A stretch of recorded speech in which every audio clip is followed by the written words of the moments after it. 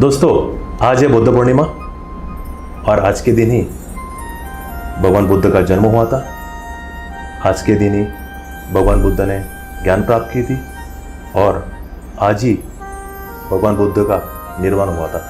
दोस्तों, आज हमारे साथ बंते उपाली जी हैं। वंदाई मंते जी सूरत से है, बिहार में रहते हैं और काफ़ी धम्म का प्रचार भी करते हैं, ध्यान साधना भी कराते हैं। तो आइए इनसे बातचीत करें। बंते जी, भगवान बुद्ध ने ऐसी कौन सी बात बताई उस जमाने में भी नहीं थी और इस जमाने भी उतनी ही नहीं है? नमो तस्स भगवतु अर्हतु सम्मा सम्बुद्धस्स सुखो बुद्धानुपादो सुखा सद्धम्म देशना सुखा संघस्स समगान तपो सुखो। आनंद भाई, आज आपने बौद्ध पूर्णिमा के उपलक्ष्य में जो बात बताई है कि भगवान गौतम बुद्ध के काल में उस जमाने में भी नई थी, आज भी नहीं है, आज के ज़माने में भी नहीं है, तो सुनो।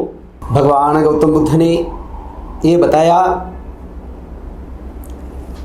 दुख है, दुख का कारण है और उसका निवारण है कि जरा ही दुख है, व्याधि ही दुख है, जन्म ही दुख है और मरणं महंच ये भी दुख है। दुख के साथ ही हमें रहना है। दुख में से मुक्त होने के लिए अगर बुद्ध के पास आओ, बुद्ध का ज्ञान प्राप्त करो, तो दुख आप भयभीत होकर भाग जाएगा। भगवान बुद्ध ने एसो धम्मो सनातनो पर जोर दिया कि ऐसा धर्म जो सनातन है, जो पहले भी सनातन था, आज भी सनातन है और आगे भी सनातन रहेगा। एसो धम्मो सनातनो। सनातन का अर्थ है कि कुदरत की जो नियम है, कुदरत में घटने वाली जो घटना है वो अटल है, उसको हम बदल नहीं सकते, वो जो कभी बदलती नहीं। कुदरत का कानून है, कुदरत का कानून अपने हिसाब से चलता है। ये सनातन धर्म है, इसकी खोज भगवान बुद्ध ने की और यही सनातन धर्म लोगों को दिया। भगवान बुद्ध ने अपने समय में समग्र भारतवर्ष के लोगों पर, संसार के मनुष्य प्राणियों पर दृष्टिपात किया तो देखा कि सारा मानव समाज दुखी है, द्रवित है, दुखमय परिस्थितियों में जी रहा है। प्राणी पशु भी दुख भोग रहे हैं, तो इसका क्या कारण हो सकता है? भगवान बुद्ध ने कहा, व्यक्ति के स्वयं के कर्म ही व्यक्ति को सजा देते हैं। मनोपभंगमा धम्मा मनोसेठा मनोमया मनसा च पदुठे न भासती वा करोति वा ततो नंग दुख मनवेति चक्कं वभतो पदम। भगवान ने धर्म की अलग अलग परिभाषा बताई। विचारों को धर्म कहा, अशुद्ध विचारों को अधर्म कहा। भगवान कहते हैं कि सभी विचार पहले मन में उत्पन्न होते हैं, मन ही मुख्य है। जब जब कोई व्यक्ति मलिन मन से सोचता है, मलिन मन से बोलता है अथवा मलिन मन से कार्य करता है, तब तब दुख उसके पीछे पीछे वैसे ही हो लेता है जैसे गाड़ी के पहिए बैलों के पीछे। कर्म पहले विचार मन में जन्म लेते हैं, पहले विचारों से कर्म बनता है, तब विचार अपना कार्य प्रारंभ करता है तो काया से या वाचा से या चक्षु से कर्म होते हैं। तो कर्म भी जो बनते हैं केवल काया के कर्मों के आधार पर नहीं बनते या वाणी के कर्मों के आधार पर नहीं बनते, बल्कि विचार ही दूषित मन में उत्पन्न हुआ, वो दूषित कर्म पैदा हुए और दूषित कर्म बीज बने। और ये कर्म बीज हर जन्म में दंडित करते हैं। इन कर्म बीजों के कारण ही मनुष्य दुख भोगते रहता है। भगवान बुद्ध का सबसे बड़ा संशोधन ये था कि मनुष्य ने दुख पर बल दिया। भगवान ने दुखों पर बल दिया कि मनुष्य दुखी है। जितना बल भगवान बुद्ध ने दुख है ये बताने में जोर दिया, उतना ही बल भगवान बुद्ध ने दुख दूर कैसे किया जा सकता है, दुख के कारण क्या है ये बताने में जोर दिया। इसलिए भगवान का सबसे बड़ा संशोधन रहा 4 आर्य सत्य।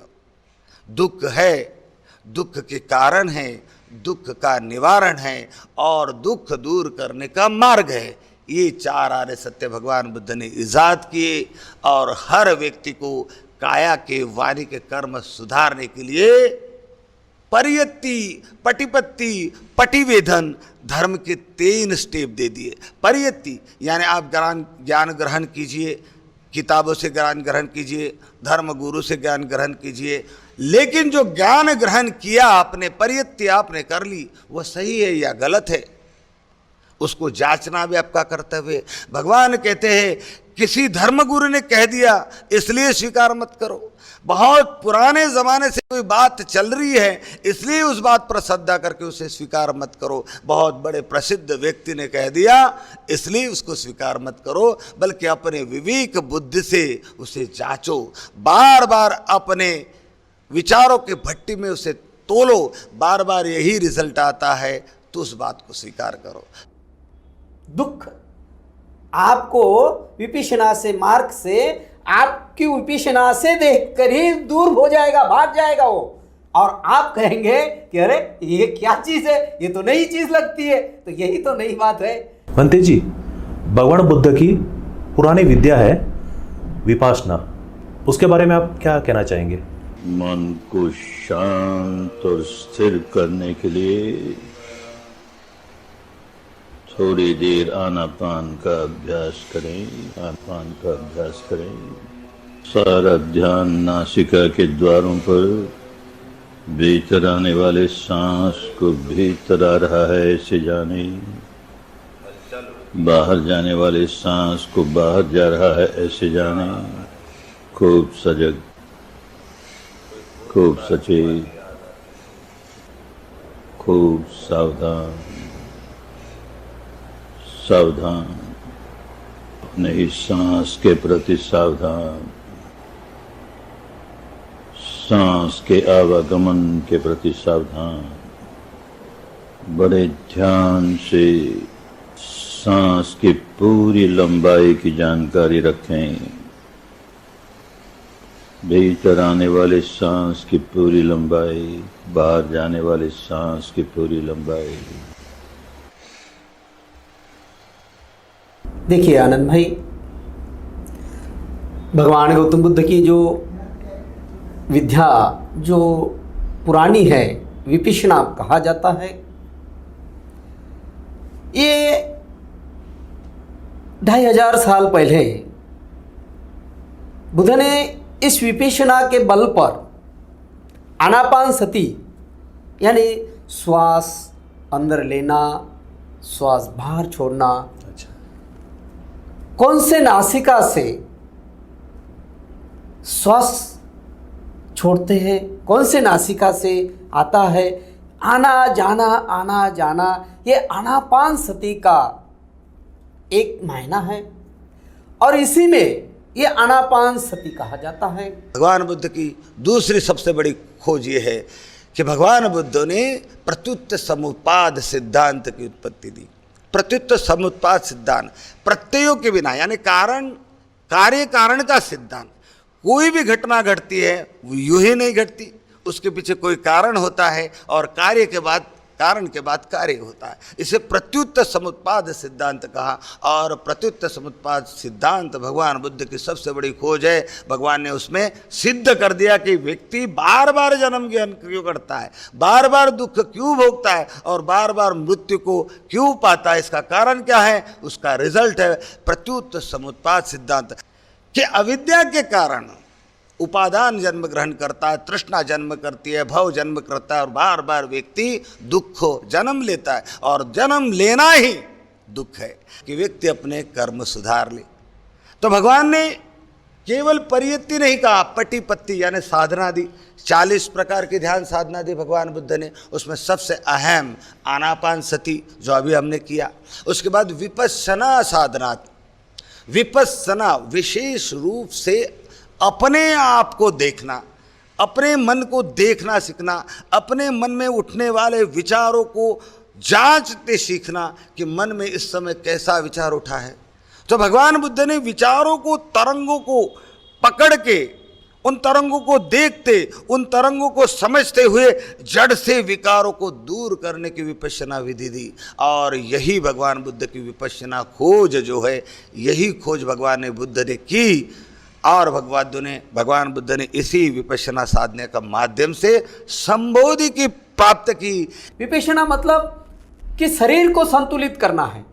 अगर आपको राग क्रोध आता है तो वो राग क्रोध अगर विपश्यना करोगे तो सही मायने में आपको समझ आएगी आपके घर में, आपके मन में यस, कौन सी हलचल चल रही थी, कौन सा उत्थान चल रहा था, तो इसको शांत कैसा करें।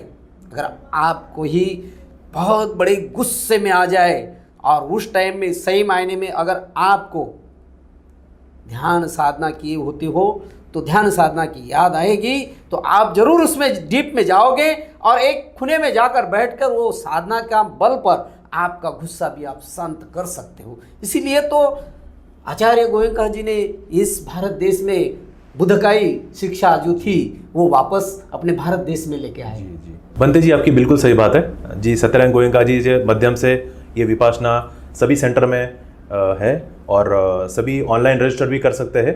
10 डेज़ का कोर्स होता है। और वडोदरा में भी एक नया सेंटर बन रहा है, अभी बनना चालू है। मैं इस कम्युनिटी में इन्वॉल्व हूँ, विपासना कम्युनिटी में। और आकोटा में पुराना सेंटर है, जो ओल्ड स्टूडेंट है वो कर सकते हैं, पर अभी ड्यूरिंग द लॉकडाउन तो अभी फ़िलहाल स्टॉप है। पर नया सेंटर वडोदरा में टुंडो जगह पे ओपन हो रहा है और एवरी संडे वहाँ पे साधना होती है। अभी फ़िलहाल बंद है, तो इसका आप लाभ उठा सकते हो। और विपासना चीज़ ऐसी है, peace of mind by breathing, by Anapana, उसके ज़रिए से मन को शांत कर सकते हैं, राग द्वेष उसे मुक्त कर सकते हैं। तृष्णा नहीं होनी चाहिए अपने मन में, तृष्णा का मुक्त होती है उससे। तो मैं दोस्तों यही एडवाइस करूँगा, पीस ऑफ माइंड के लिए, मन को अच्छा रखने के लिए, मन ही मन में राग द्वेष को निकालने के लिए तो विपासना बहुत ज़रूरी है। वो ऑनलाइन रजिस्टर होती है, विपासना कोर्स आप सर्च कर सकते हो गूगल में, सभी जगह सेंटर्स है। सूरत में सेंटर है धम्म अंबिका नाम से। अब और एक बड़ा सेंटर अपना कच्छ भुज में, वहाँ पे धम्म सिंधु के नाम पे नाम है, वहाँ पे ऑनलाइन रजिस्टर कर सकते हो।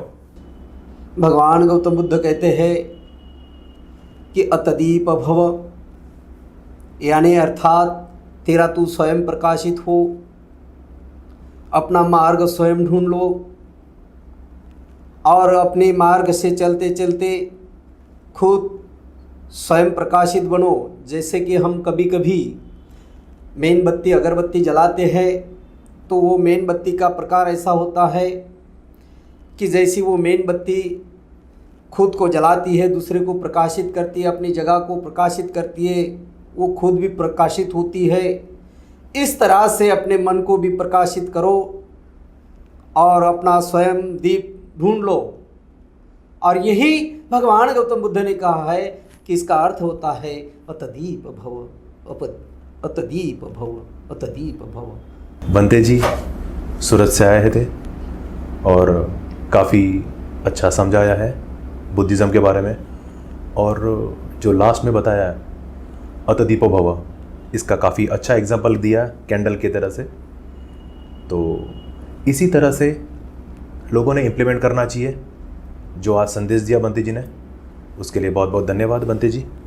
नमो तस् भगवतो अरहतो सम्मा सम्बुद्धस्स। नमो तस् भगवतो अरहतो सम्मा सम्बुद्धस्स। नमो तस् भगवतो अरहतो सम्मा सम्बुद्धस्स। साधु साधु साधु।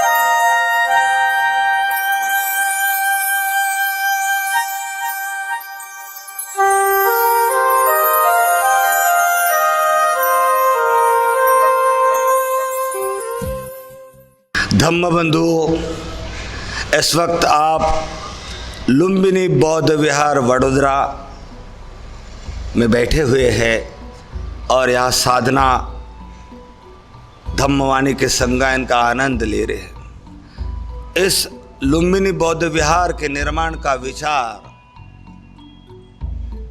1997 में आया, क्योंकि जैसे जैसे बाबा साहब अंबेडकर की विचारधारा गुजरात की आम जनता तक पहुंचने लगी और डॉक्टर बाबा साहब का संदेश कि समता, न्याय और बंधुत्व की स्थापना करना, मुझे ऐसे समाज का निर्माण करना है जिसमें समता भी हो, हर व्यक्ति को न्याय भी मिले और हर व्यक्ति भारतवर्ष में बंधुभाव से जिए। और ये तीनों सिद्धांत केवल बौद्ध धर्म ही दे सकता है, क्योंकि बौद्ध धर्म ईश्वरवादी धर्म नहीं है, कर्मकांड पर आधारित धर्म नहीं है। ये मानवता, ममता, करुणा, शील और आर्य अष्टांगिक मार्ग पर आधारित धर्म है। बौद्ध धर्म केवल भारत को नहीं अपितु विश्व को बंधुत्व के डोर में बांध सकता है। इसलिए परम पूज्य डॉक्टर बाबा साहब अंबेडकर ने भारतवर्ष के सभी लोगों को बुद्ध धम्म की दीक्षा ग्रहण करने को कहा। और ये संदेश जैसे जैसे डॉक्टर बाबा साहब के अनुयायी द्वारा आम जनता तक पहुंचने लगा, तो आम जनता में भी बुद्ध धर्म के प्रति आकर्षण जागने लगा। तो लोग महसूस करने लगे कि अपने शहर में, अपने गांव में भी तथागत भगवान बुद्ध का विहार हो, जहां जाकर लोग धम्म का अध्ययन कर सके, साधना कर सके, धम्म में जीवन व्यतीत कर सके, विहरण कर सके, विचरण कर सके। तो यही विचार बड़ौदा के बाबा साहब के अनुयायी के मन में जन्मा। फिर सब साथी मित्र एकत्र हुए और शाक्य मुनि चैरिटेबल ट्रस्ट की स्थापना हुई और लोगों से चंदा इकट्ठा किया गया। लोगों ने भी खुलकर दान दिया और लुम्बिनी बौद्ध विहार मध्य गुजरात का सबसे बड़ा धर्म केंद्र बनकर आज उभर कर आया है। इसकी बनावट हिंदू और बौद्ध संस्कृति की मिलीजुली है। विहार इसे इसलिए कहा जाता है कि बौद्ध व्यक्ति पूजा प्रार्थना नहीं करते, वो साधना के माध्यम से अपने मन को निर्मल करने का काम करते हैं और चारों ब्रह्म विहारों को मन में रखकर विचरण करते हैं। तो इन विचरण करने की, व्यवहार करने की और मनन करने की जो स्थिति है, जो प्रक्रिया है, इसे विहार कहा जाता है। इसलिए बुद्ध के मंदिर को मंदिर नहीं, विहार कहा जाता है कि जहां पर आप चार ब्रह्म विहार, करुणा, मैत्री, उपेक्षा और मुदिता, इन चार शुद्ध पवित्र तत्व प्रणाली को अपने मन में संजोए हुए निरंतर संलग्न होकर, मग्न होकर अपने धार्मिक पिपासा को शांत करें। आज के दौर में अगर युवाओं को और इस वर्तमान समय में जो बीमारियां हैं, जो भी दुख है मनुष्य को, उस दुख से मुक्ति पाना है, तो मेरे ख्याल से बुद्ध के अलावा कोई रास्ता नहीं है। बड़े बड़े वैज्ञानिक, बड़े बुद्धिजीवी और सारे लोग आज मान चुके हैं कि इस विश्व को बुद्ध के मार्ग की जरूरत है और वो मार्ग है दुख मुक्ति का मार्ग। लोग अपने आप को स्वयं प्रकाशित करेंगे इस मार्ग पर, तभी अपने आप को जान सकेंगे कि दुख क्या है और उसका कारण क्या है और उस कारण से हम मुक्ति का मार्ग कैसे पा सकते हैं। वो बुद्ध ने जो मार्ग बताया है वही अष्टांगिक मार्ग से हम इस दुख से मुक्ति पा सकते हैं। आज मेरा संदेश ये वैशाख पूर्णिमा, त्रिगुणपान पूर्णिमा के अवसर पर लुम्बिनी बुद्ध विहार वडोदरा से यही संदेश है। मेरा नाम धम्मविनय राजगृही। जय भीम, नमो बुद्धाय। मैं बौद्धाचार्य ओमकार नामदेव इंगड़े उर्फ प्रकाश नामदेव इंगड़े। आज मैं 20 साल पहले इरिगेशन डिपार्टमेंट में ड्राइवर की नौकरी करता था। 2015 में मैं रिटायर हो चुका हूँ। ड्राइवर की ज़िंदगी किस तरह होती है आप सबको पता है। मैं उस टाइम पे शराब पीता था, बीड़ी पीता था, पान पड़ के सब खाता था। लेकिन हमारे शेषराव खरात साहब और रविंद्र गाड़े जी, इन्होंने भारतीय बौद्ध महासभा यहाँ पे स्टार्ट की और वहाँ पर उन्होंने मुझे प्रमुख बनाया। और उसके बाद में हम लोग, मैं राहुल सुरड़कर और बॉम्बे जाकर वहाँ पे 10 दिन की ट्रेनिंग ली और बौद्धाचार्य बनाऊँ और यहाँ आने के बाद धम्म का कार्यक्रम करता हूँ। और जब से यहाँ पे विहार बना है तब से यहाँ के लोगों को बहुत बड़ा परिवर्तन हुआ है। जो लोग मतलब में हमें कुछ बुद्ध धर्म के बारे में कुछ पता नहीं था, ऐसे लोगों को आज बुद्ध वंदना आ रही है, धम्म वंदना आ रही है और बहुत लोग सीख रहे हैं। जैसे कि आप प्रकाश इंग्लिश ने बताया कि एक मामूली सा ड्राइवर लेकिन आज लग्न विधि भी कर सकता है। ये सब भगवान बुद्ध की बहुत बड़ी देन है। मारू नाम संघमित्रा मधुकरायरे छे। હું 3 વર્ષથી અહીં લુંબિની બુદ્ધ વિહાર વડોદરામાં અમે આવીએ છીએ। અમને બહુ સરસ ગાડે દાદાથી બહુ સરસ બધું જાણવા મળે છે। અમે 4 આર્ય સત્ય શીખ્યા, બુદ્ધ વંદના બધું જે બી ગાથા હોય એ અમને બહુ સારી રીતે શીખવાડે છે। અમને બહુ આનંદ આવે છે। मेरा नाम है मधुकर त्र्यंबक आहिर है। मैं महाराष्ट्र के जलगांव ज़िले से बिलोंग करता हूँ और यहाँ लास्ट 4 साल से हम आते हैं बुद्ध विहार में। बुद्ध विहार में हमें बहुत कुछ जानने को मिला है। जो वंदना है उसका सही अर्थ, सही मायने में उसका 4 आर्य सत्य क्या है, कैसे हुआ, बौद्ध धम्म क्या है, धर्म नहीं बल्कि धम्म। हमें धम्म और धर्म में जो भेद है वह आदरणीय गाड़े जी ने समझाया है। बुद्ध विहार में जो आता है बुद्ध बन के आदमी, तो वह तो पहले अंधविश्वास को दरवाजे के बाहर छोड़ देता है। वो जो बाबा लोग हैं उनके जो विचार है, जो माता जी है उनके विचार है, और जो ये करने से मिल जाएगा, चमत्कार होगा, ये बातें वो भूल जाता है। वो भूल के ही अंदर आएगा, तभी वो बौद्ध बनेगा। હું આજના યુવા વર્ગને એક સંદેશ આપવા માગું છું કે જે યુવા વર્ગ અંધશ્રદ્ધા, પાખંડ અને કર્મકાંડોની અંદર પડાયેલો છે, એ યુવાઓએ બુદ્ધિઝમ પર ચાલવું જોઈએ, તો જ એ પોતે આગળ આવી શકશે।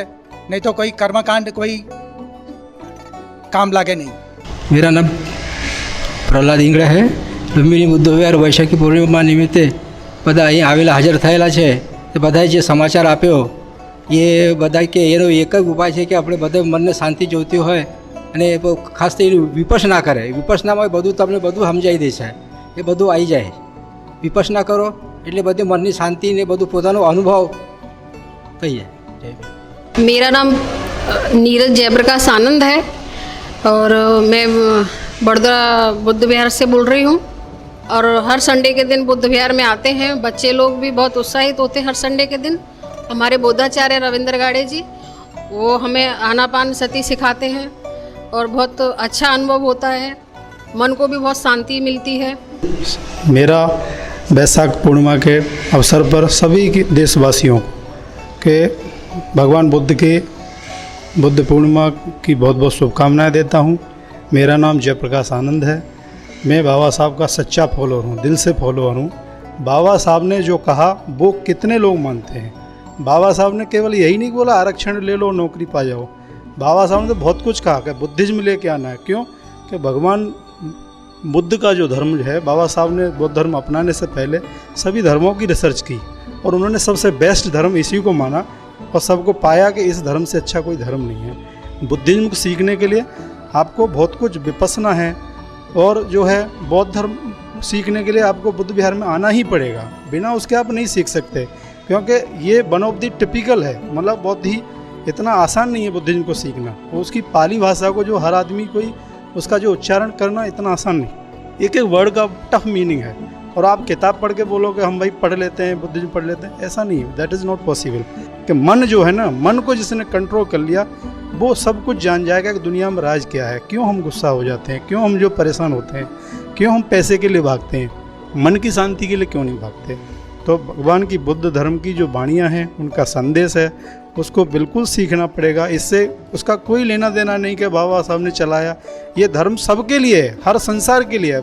भारत में ही ये जन पैदा हुआ और इसका संदेश दूर दूर तक गया।